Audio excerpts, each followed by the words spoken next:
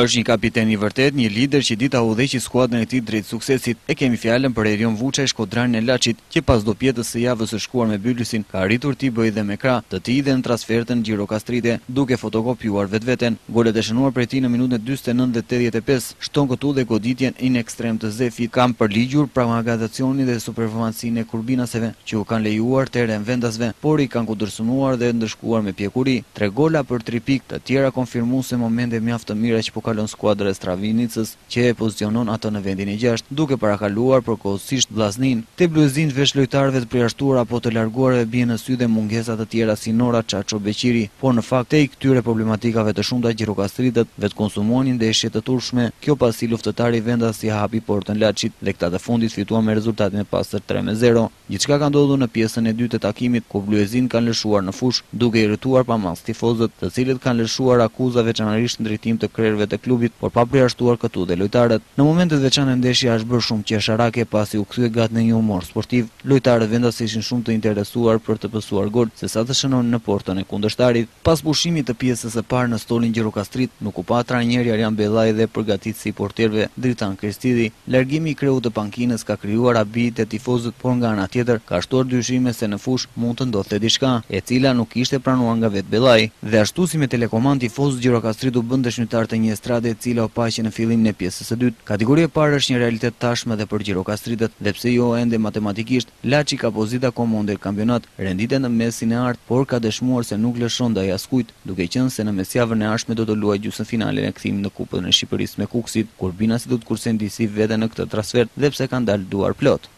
Për sa I përket neshjes, të sotme për pozicionin që ka luftëtari dhe për pozitat që jemi ne ishe pak delikate, megjithatë unë mundova të ruaj disa lojtarë për gjendje fizike, edhe pjesën e parë mendoj që ishte e barabartë, por mendoj që edhe kundërshtari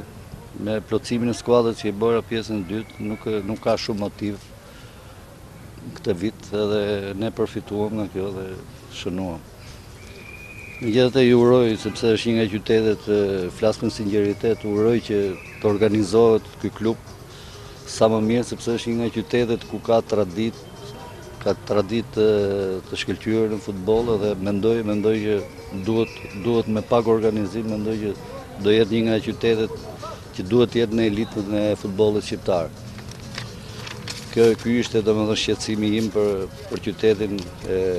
Gjirokastrit, sepse ne duam qytete ku luhet futboll, kështu që shpresoj me që dëgjova dhe nga shefët e klubit që do organizohet mirë vitin tjetër, dhe shpresoj që të ngrihen qytetet që meritojnë atje ku duhet të jenë, të rritet për rritjen e cilësisë së futbollit tonë.